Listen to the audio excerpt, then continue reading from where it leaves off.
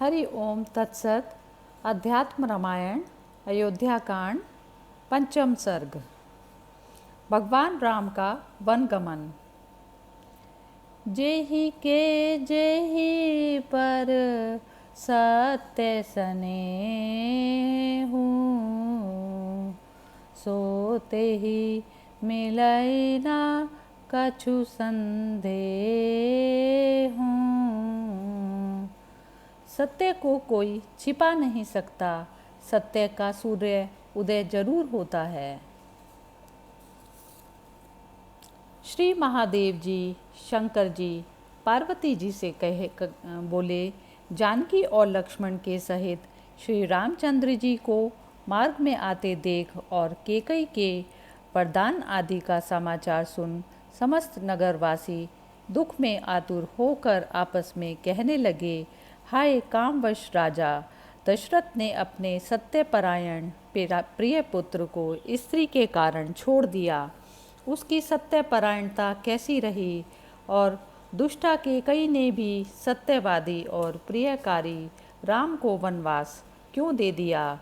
वह ऐसी क्रूर कर्मा और हठ बुद्धि क्यों हो गई? अब हमें भी यहाँ रहना नहीं चाहिए। हम भी आज ही वन को चलेंगे, जहाँ स्त्री और छोटे भाई के प्रति श्री राम के प्रति कोई प्यार ना हो। आज जानकी जी पैदल चल रही हैं। जिस त्रिलोक सुंदरी जानकी को पहले कभी किसी पुरुष ने शायद ही देखा हो, वही आज बिना किसी पर्दे के जनसमूह में पैदल चल रही हैं। इन सर्वलोक सुंदर भगवान राम की ओर सब देखो, ये भी आज बिना किसी हाथी घोड़े के पैदल ही चल रहे हैं। यह कैकेयी नाम की राक्षसी सबका नाश करने के लिए उत्पन्न हुई है। इन सीता जी के पैदल चलने से राम जी को तो बड़ा दुख होता होगा, किंतु क्या किया जाए, इसमें दैव बल ही प्रबल है। पुरुष का प्रयत्न सर्वथा असमर्थ है। इस प्रकार साधु समाज को दुख आतुर देख मुनिवर वामदेव उनके बीच आकर कहने लगे, मैं आप लोगों को वास्तविक बात बताता हूँ। आप इन श्री राम और सीता जी के लिए किसी प्रकार की चिंता ना करें। ये राम आदि नारायण भगवान विष्णु हैं, और ये जानकी जी योग माया नाम से विख्यात श्री लक्ष्मी जी हैं। इस समय जो लक्ष्मण नाम धारण कर के जो इनका अनुगमन कर रहे हैं, वे शेष जी हैं। ये पुरुषोत्तम भगवान ही माया के गुणों से युक्त होकर विभिन्न आकार वाले से प्रतीत होते हैं। रजोगुण से युक्त होकर ये ही विश्वरचयिता ब्रह्मा जी हुए हैं, और सत्वगुण विशिष्ट होने पर ये ही त्रिलोक रक्षक भगवान विष्णु होते हैं, तथा कल्पांत में तमोगुण का आश्रय लेकर ये ही जगत का प्रलय करने वाले रुद्र होते हैं। पूर्व काल में इन्हीं रघुनाथ जी ने मत्स्य रूप होकर अपने भक्त वैवस्वत मनु को नाव में बिठाकर प्रलय काल के समय उनकी रक्षा की थी। समुद्र मंथन के समय जब मंदराचल पाताल लोक को ही जाने लगा, तब इन्हीं रघुनाथ जी ने कूर्म रूप होकर उसे अपनी पीठ पर धारण किया। प्रलय काल में जब पृथ्वी रसातल को चली, तब ये शूकर रूप हुए और उस पृथ्वी को अपनी दाढ़ों पर उठा लिया। इसी प्रकार एक बार प्रहलाद को वर देने के लिए इन्होंने नरसिंह रूप धारण किया और तीनों लोकों के कंटक रूप दैत्यराज हिरण्यकश्यपु को अपने नखों से फाड़ डाला। एक बार अपने पुत्र इंद्र का राज्य गया हुआ देख जब अदिति ने इनसे प्रार्थना की, तब इन्होंने वामन रूप धारण करके याचना करके उसे फिर लौटा लिया। इन्होंने पृथ्वी के भार रूप दुष्ट क्षत्रिय गणों को नष्ट करने के लिए भृगुपुत्र परशुराम का रूप धारण किया। वे ही जगत प्रभु इस समय राम रूप में प्रकट हुए हैं। अब ये रावण आदि करोड़ों राक्षसों का वध करेंगे। उस दुरात्मा की मृत्यु मनुष्य के हाथ ही संभव है। महाराज दशरथ ने अपने पूर्व जन्म में तपस्या द्वारा भगवान विष्णु की इसलिए आराधना की थी कि उनके यहाँ पुत्र रूप में अवतार लें, इसीलिए भगवान इनके यहाँ पुत्र हुए हैं। वे विष्णु भगवान ही श्री रामचंद्र जी हैं। अब ये रावण के वध के लिए आज ही लक्ष्मण सहित वन को जाएंगे। ये सीता जी जगत की उत्पत्ति, स्थिति और प्रलय करने वाली साक्षात भगवान की माया हैं। इनके वन गमन में राजा या के कई अणु मात्र भी कारण नहीं। कल ही इनसे नारद जी ने पृथ्वी का भार उतारने के लिए प्रार्थना की थी। उस समय स्वयं राम ने भी यही कहा था, कल मैं वन को जाऊंगा। अतः बोले, भैया आप लोग राम के लिए कोई चिंता ना करें। संसार में जो लोग नित्य प्रति राम राम जपा करते हैं, उनको भी किसी समय मृत्यु के भय आदि नहीं होते। फिर उन महात्मा राम के लिए तो दुख की शंका ही कैसे हो सकती है। कलयुग में तो एकमात्र राम नाम से ही मुक्ति हो सकती है और किसी उपाय से नहीं।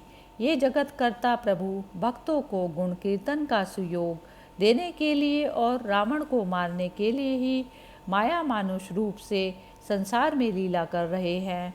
इसके सिवा राजा दशरथ की मनोरथ सिद्धि के लिए भी इन्होंने यह मनुष्य शरीर धारण किया है। ऐसा कहकर महामुनि वामन देव जी मौन हो गए। यह सुन वहाँ एकत्रित हुए सब द्विज गणों ने भी भगवान राम को सर्वव्यापक श्री विष्णु भगवान जाना और वे अपने हृदय का संशय छोड़कर श्री रामचंद्र जी का स्मरण करने लगे। जो पुरुष नित्य प्रति राम और सीता के इस रहस्य का मनन करेगा, उसकी भगवान राम में विज्ञान के सहित दृढ़ भक्ति हो जाएगी। अब आप लोग राम के परम प्रिय हैं, अतः यह रहस्य सदा गुप्त रखें। ऐसा कह प्रियवर वामन देव जी वहाँ से चले गए और पूर्वजनों ने भी जाना कि राम परमात्मा हैं। इसके पश्चात राम जी ने बिना किसी रोक टोक के पिता के महल में प्रवेश किया और लक्ष्मण तथा सीता जी के सहित वहां पहुंचकर कैकेयी माता से कहा, आपके कथनानुसार हम तीनों वन को जाने के लिए तैयार होकर आए हैं। अब शीघ्र ही पिताजी हमें आज्ञा दें। राम के ऐसा कहने पर कैकेयी ने सहसा उठकर स्वयं ही राम, लक्ष्मण और सीता को अलग अलग वल्कल वस्त्र दिए। तब रामचंद्र जी ने अपने राजोचित वस्त्रों को उतारकर वनवासियों के से वस्त्र धारण किए। लक्ष्मण जी ने भी ऐसा ही किया, किंतु सीता जी ने उन्हें पहनना नहीं जानना चाहती थी। अतः उन वस्त्रों को हाथ में लेकर वे लज्जापूर्वक राम जी को देखने लगी। तब रामचंद्र जी ने उस चीर को लेकर सीता जी के वस्त्रों पर ही लपेट दिया। यह देखकर रनिवास की सभी स्त्रियां रोने लगी। तब वशिष्ठ जी ने उनके रोने का शब्द सुनकर क्रोधित हो कैकेयी को डांटते हुए कहा, अरे दुशीले, तूने तो केवल राम के वन जाने का ही वर मांगा है ना, फिर तू सीता को भी वन के वस्त्र कैसे देती है।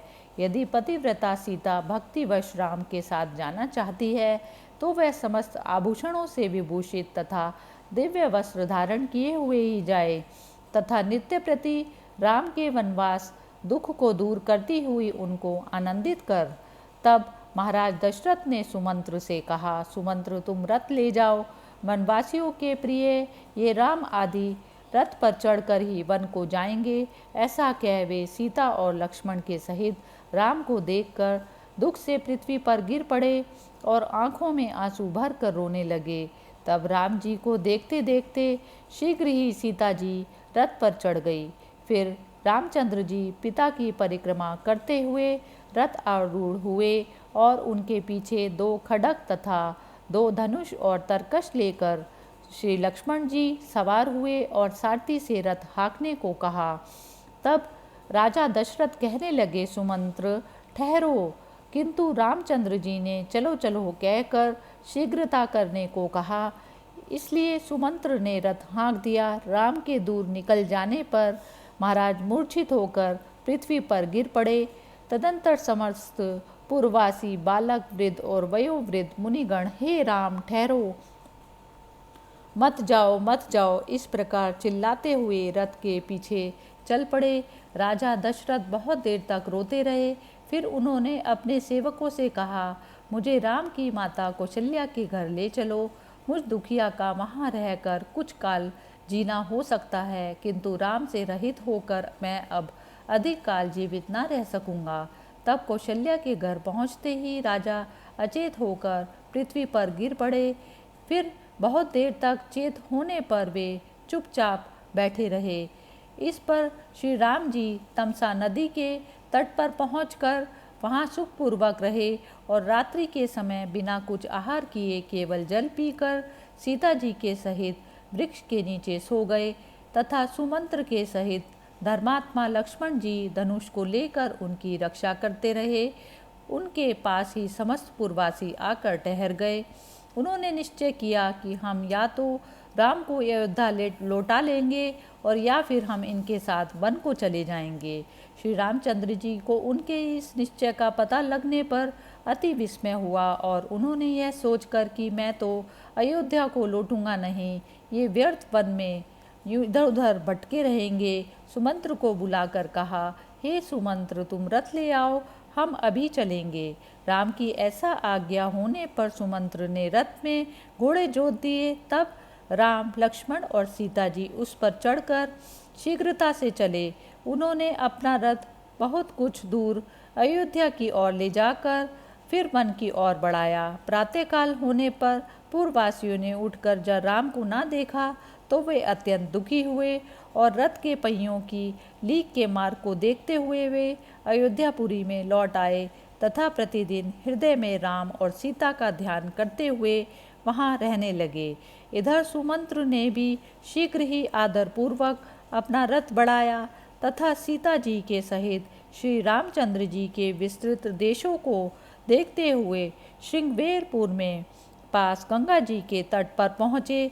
गंगा जी को देखकर उन्होंने प्रसन्न चित्त से नमस्कार किया, स्नान किया और फिर रघुश्रेष्ठ राम जी शीशम के वृक्ष की छाया में बैठे। इसी समय निषाद राज गुह ने लोगों के मुख से राम जी के आने का मंगल समाचार सुना। यह सुनते ही वह तुरंत अपने एकमात्र सखा और स्वामी श्री रघुनाथ जी को देखने के लिए प्रसन्न चित्त से भक्तिपूर्वक फल, शहद और पुष्प आदि लेकर वहां आया और वह भेंट की सामग्री राम के आगे डालकर दंड के समान पृथ्वी पर गिर पड़ा। तब रघुनाथ जी ने उसे तुरंत उठाकर ही गले लगा लिया। उसके बाद श्री रामचंद्र जी ने कुशल पूछने पर गुह ने हाथ जोड़कर कहा, हे लोक पावन, मैं धन्य हूँ, आज मेरा निषाद जाति में जन्म लेना सफल हो गया। हे रघुश्रेष्ठ, आपके अंग संग से मुझे परम आनंद प्राप्त हुआ।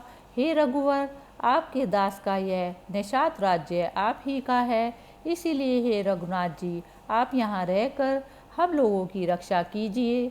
चलिए नगर में पधार कर मेरा घर पवित्र कीजिए। हे भगवान, आपके लिए मैंने जो कुछ फल मूल आदि एकत्रित किया है उन्हें स्वीकार कीजिए। हे सुरश्रेष्ठ, मैं आपका दास हूँ, आप मुझ पर कृपा कीजिए। तब श्री राम ने अति प्रसन्न होकर उससे कहा, मित्र सुनो, मैं 14 वर्ष तक किसी घर या गांव में नहीं जा सकता और ना किसी और के दिए हुए फल मूल आदि ही खा सकता हूँ। मित्र, तुम्हारा यह संपूर्ण राज्य मेरा ही है और तुम भी मेरे अत्यंत प्रिय सखा हो। इसके बाद श्री राम ने बट का दूध मंगाकर लक्ष्मण जी के साथ भली प्रकार संवार कर जटाजूट बांधे। लक्ष्मण जी ने कुश और पत्तों की एक शैया बना दी।